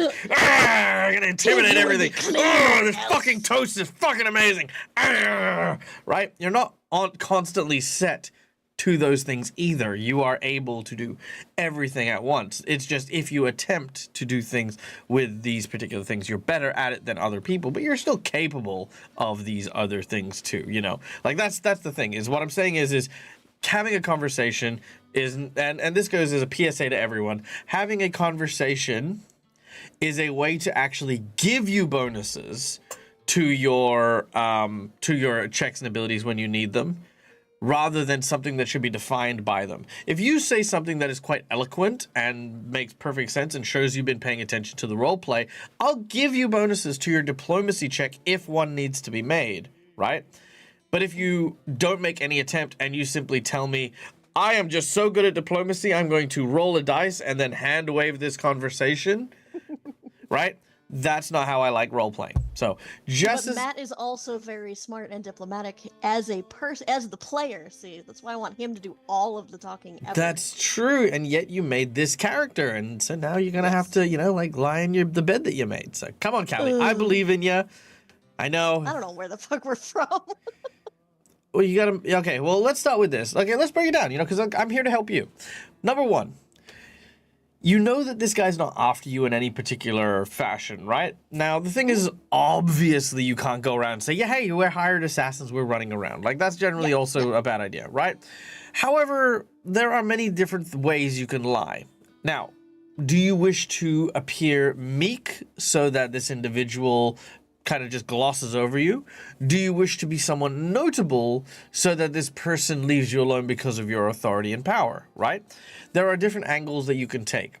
Generally speaking, with trolls in Irison, what you would know is that the trolls themselves believe in strength, but all the trolls here in Irison are effectively indentured slaves or servants to the witches that reside here. So they, even though they don't use it, they mostly value things of a magical nature.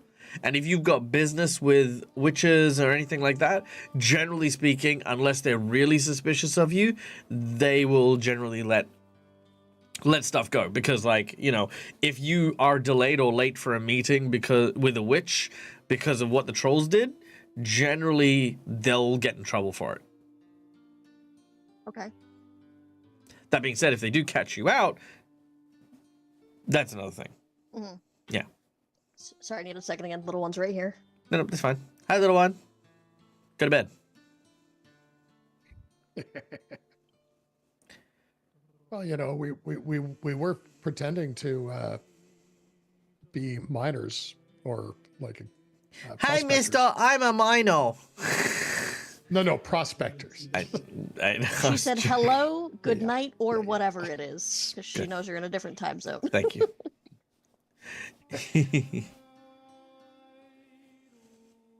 Also, yes, Tosh. Sorry, Tosh. Yes, Tato. That is Josh. Josh, that's Bon. Or Tato. Yeah. There you go. They know each other. We met. Actually, I met both of them at the same time, roughly. Okay. Balsam's kind of like falling asleep, standing up.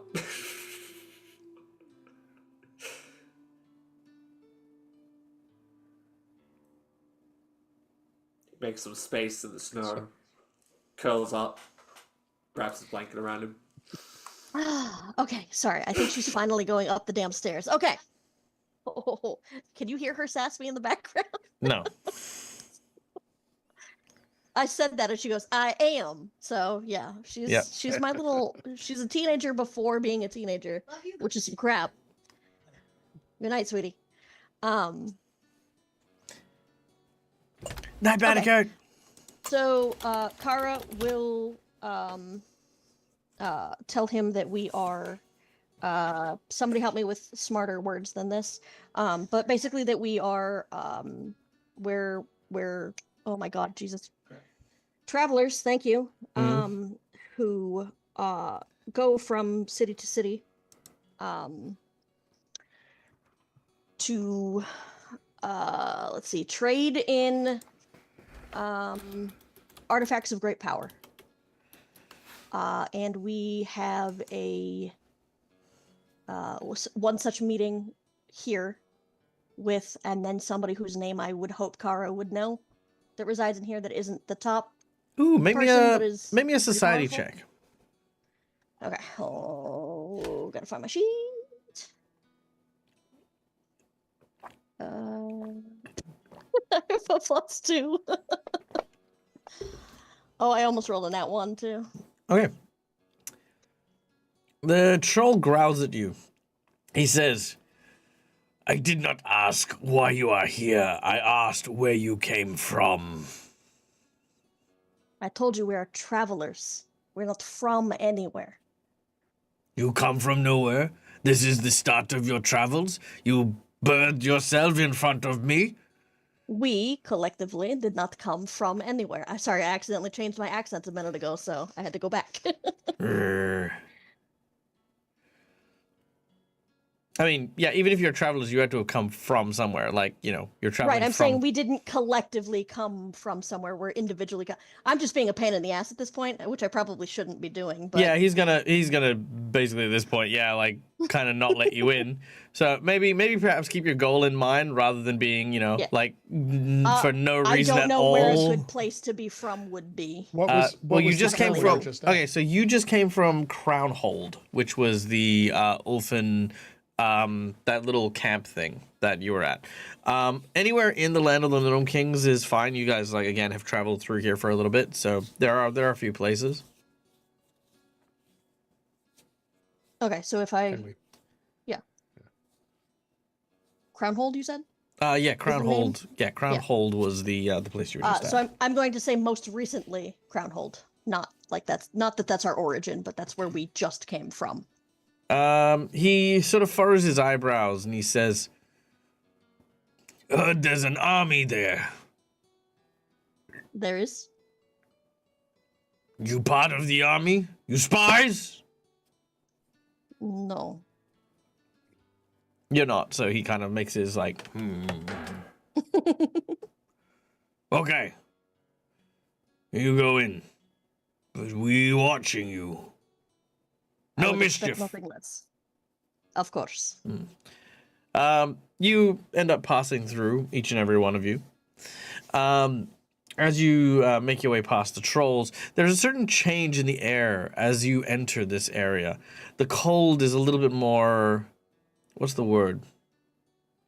Okay, think of it this way. Imagine, if you would, that the land of the Gnome Kings, the weather changed quite frequently in terms of, like, the temperature. Cold and windy and, sometimes a little warm from the sunlight, things like that. Here, it is always cold. There's always this biting, niggling cold that never changes. It is a magical freeze that sort of resides everywhere. And no matter where you happen to be, there is always the presence of, like, a high abundance of magic.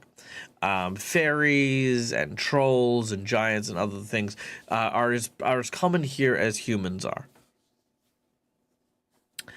There are a number of merchants and travelers and the like who are in the town of Whitethrone, which let's just...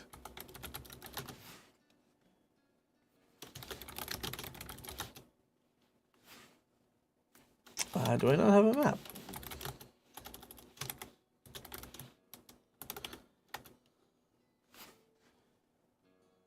Map of Whitethrone.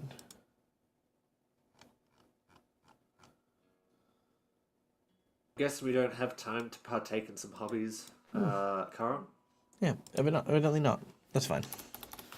It might be best to get a lay of the land anyway, so...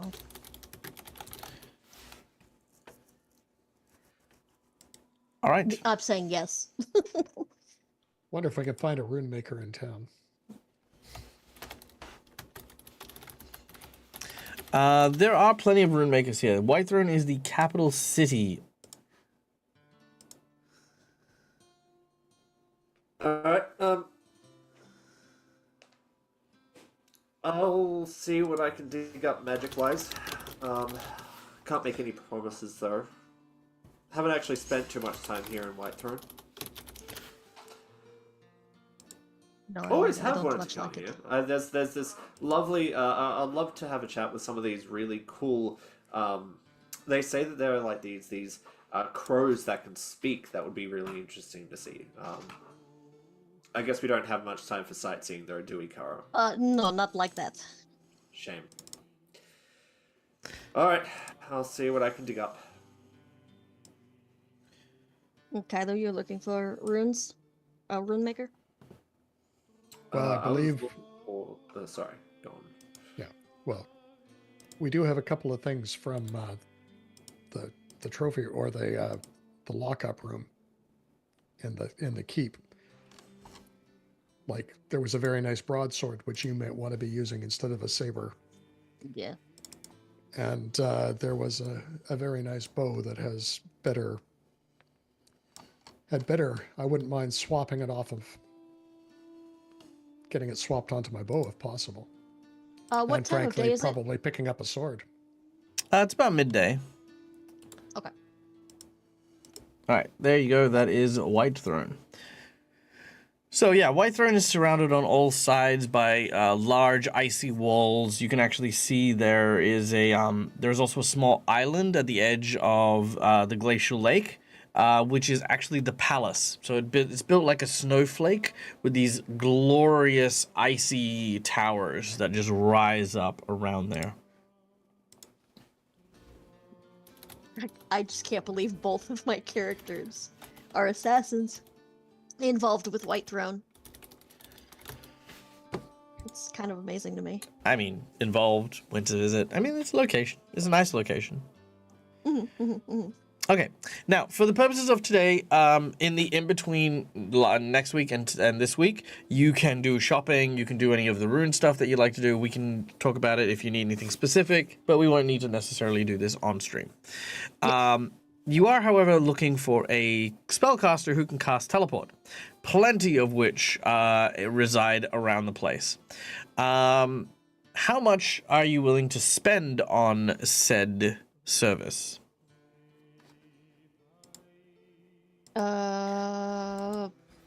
Balsam, you're the one who's like the master of magic and occultism and all that fun shit, right? Yeah, so how much would a regular teleportation at that distance cost roughly? Okay. If Balsam was to have that spell and cast it, how much would he charge for that? Okay, it would cost you about 360 gold pieces. 360 gold pieces. Okay, so I'll probably be looking at the 400 gold pieces mark. Okay, cool. If you've got 400 gold pieces, not a problem. I do. There would be a great vast number of individuals who would be willing to help you out. This individual that you find is, let's see, what do I want to do with this guy?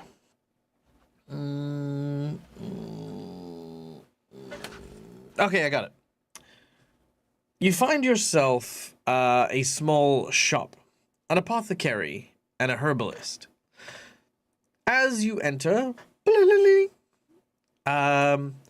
you hear a voice coming from the background. Okay, I'm coming. Just give me a minute. I just need to sort a few things out here.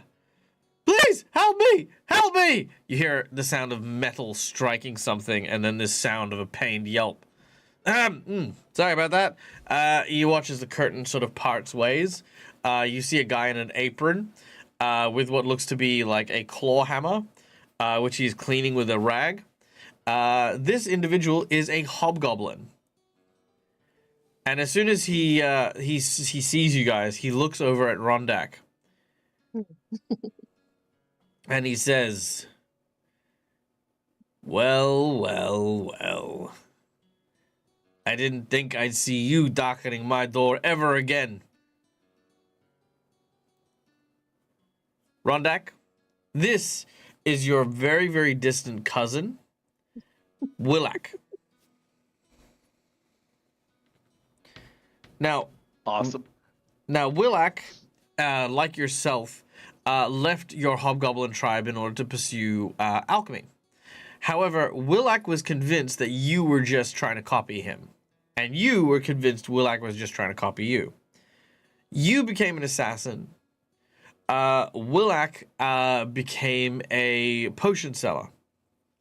The difference is your potions were designed to be exploded. His potions were designed to be consumed. And you always did not see eye to eye.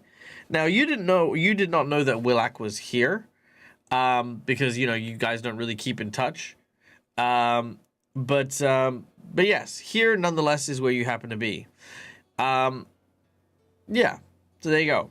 So as Willak looks you up and down, he as he says, I did not expect to see you darkening my doors again, Rondak. I told you the last time, if I saw you in the next 100 years, it'd be 100 years too soon. I feel the same way, Willie. Don't call me Willie, Ronnie. That's not the insult you think it is. All right, then, Dak. He then does like some weird, like sort of like gestures, and he says, "Well, you know what? If you're looking for something like a potion or whatever, well, why don't you get Rondak to make it for you? You know, maybe he can like apply it to you percussively through your face, because that makes total sense." Okay. I'm pretty sure I can make that work, for starters. Secondly, that's not the only thing I know how to do, Willie. Oh yeah, yeah. You know how to ruin friendships. Oh, please. That was all you're doing, and you know it. My doing. My doing. We were supposed to be getting out quietly and making a new life for those of us who didn't want to be falling in with the hobgoblins. And what do? Oh, don't worry, I got this. And then, boom! All of a sudden, we're running for our lives, and 4 of us were never seen again. Okay, that wasn't my fault. All right, I hadn't had proper training yet. I was doing the best I could. The best you could, huh? Ain't that a convenient truth? Hey, I got your sorry ass out, didn't I? He turns. He reluctantly agrees. You did get him out.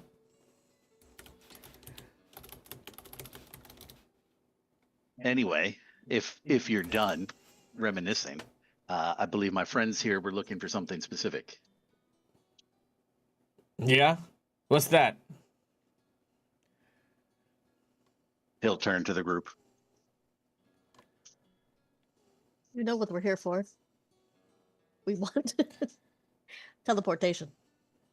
Here to there. She'll Teleportation. kind of like half look at Balsam like, am I saying this right?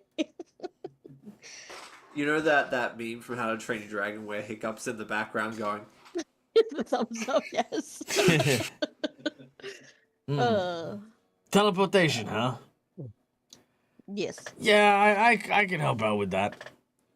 I mean, you know, I'd need to be compensated, and you know, like it's not an easy thing to do. Of course. Balsam throws you, Kara, or Rondak, whoever wants to take the lead this, a pouch that contains 400 gold.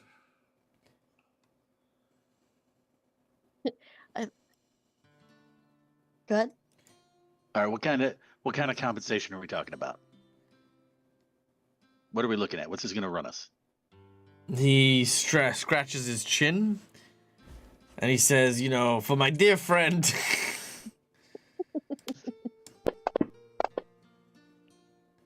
Oh, jeez. I'm gonna, you know, like let's say 600 gold. That's ridiculous. Come on. I saved your life. Yeah, which you put in jeopardy. Okay, we were always in jeopardy trying to leave in the first place. I got you. Gave you this new life. 600 is the best you can do. Come on.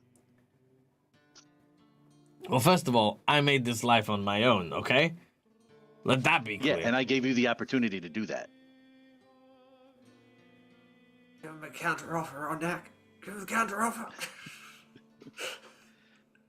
I'll give you 250. 250? 250? What do you think? I'm working in a soup kitchen here? Okay? 250 doesn't even cover a quarter of the reagents that I need in order to make this thing. Oh, come on.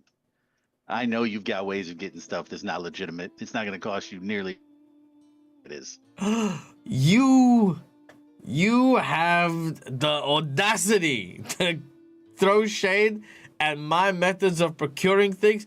I'll have you know that I run a very legitimate business.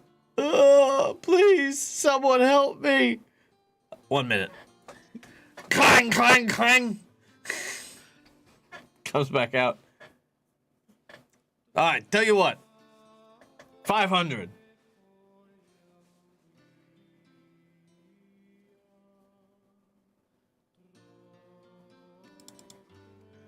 All right. 500. How about 175? You're going down. That's not how this works. This is what pisses me off about. You know what? Fine. I'll tell you what. Here's what I'm gonna do. I will charge you 400. okay? I'll charge you 400, okay? But you, he says, pointing at Balsam, you slap him across the face for me, okay? That's it. 400, you slap across the face. Deal. All right. 350, and he can slap me twice. Done!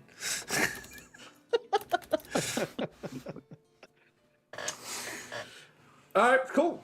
Belson makes his way over to Rondak. You know, it's not every day you just get to slap someone straight in their face. And Does it have Rondak to will be remove right the now? mask as well. Does it have to be right now, or can it be? At Oh yeah, any no, point in time? right now. I gotta see this. You gotta see this. Well, I don't know. It's kind of weird slapping Rondak. Slap! All right. I was hoping you were going to do that. As you hear this like very crisp slapping sound, you watch as like there's just this like bright red handprint, and you watch as he goes, "Oh, okay, wait, no, just give me a second, okay, I just need to soak that in, okay, I'll get your teleportation ready, okay, just you know, I'll leave the last one for just when we, you know, I wanna savor this one for a little bit, okay."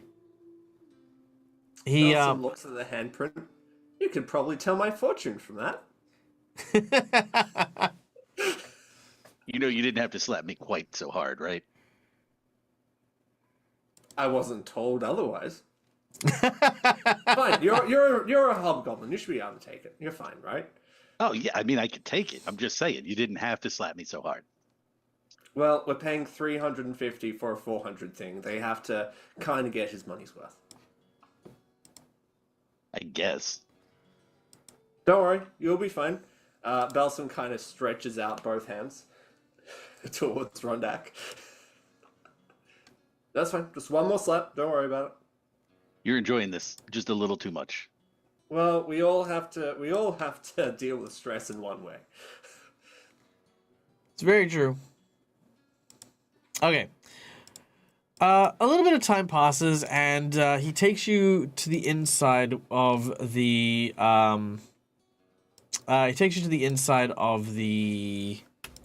back room, where in which you can see there is, first of all, a lot of very unscrupulous acquired reagents. You can see that there is probably some pretty significant body parts that have been also placed here as well, and you kind of feel a little unease, but he is true to his word. In the middle of the room here, there is what looks to be a kind of summoning circle.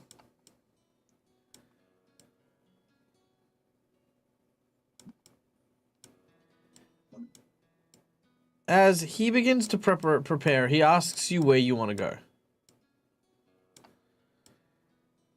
I closed that map, but it was Chiliax, right? Is the name of it? Something like that? The shackles. Oh, the Yeah, shackles. I'm sorry. That's right. That was the previous plan. Sorry. All right, you're heading to the shackles. Okay. We can do that for you. Not a problem. He begins to work on the spell, and as he does so, he says, okay, we're just about ready to go. Now, let's complete our transaction, shall we? He holds out his hand for the money.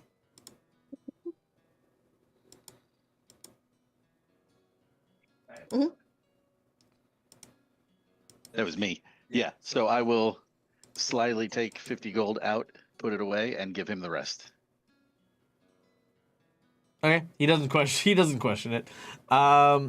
He counts it up. Everything seems legit. And he then says, okay, now before I send you on your way, you know what I want.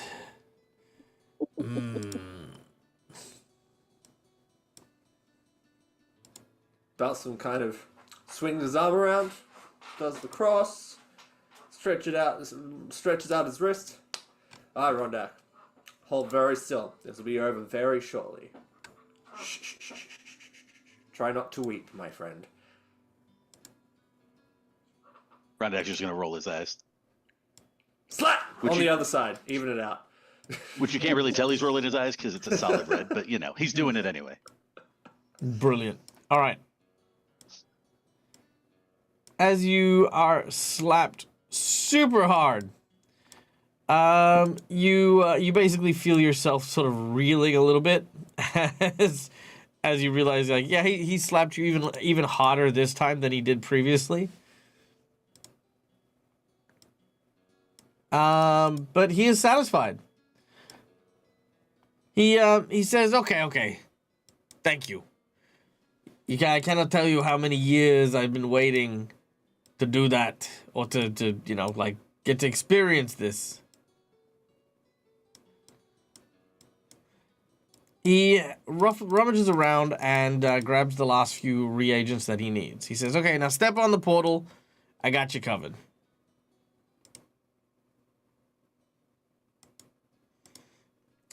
As you step on the portal, I presume? Yep. Yes. Step on the Yep. portal. He says, haha, suckers! No, he doesn't. He, All right. Spell magic! He begins to cast the spell, and as he does, your bodies begin to discorporeate. As you find yourself teleporting to the shackles, the cold is immediately replaced with a balmy tropical sunshine.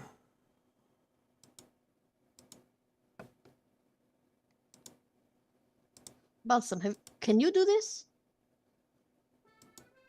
Not over such a great distance. I can only do it for short periods, short amounts. I can't do over continent. I can't do it over land. I see. As you Thinking for future vacations. As you teleport, you find yourself in a rundown, ramshackled city. There is some drunks vomiting in the corridors. There is lots of bar fights that seem to be happening all around the place. The only place that looks halfway decent is the town Bank of Abdar. And there's the smell of meat, wine, and the sea. Hearing the sound of the crashing waves, you find yourself in the heart of a city known as Port Peril. And that is where we're going to end today's session.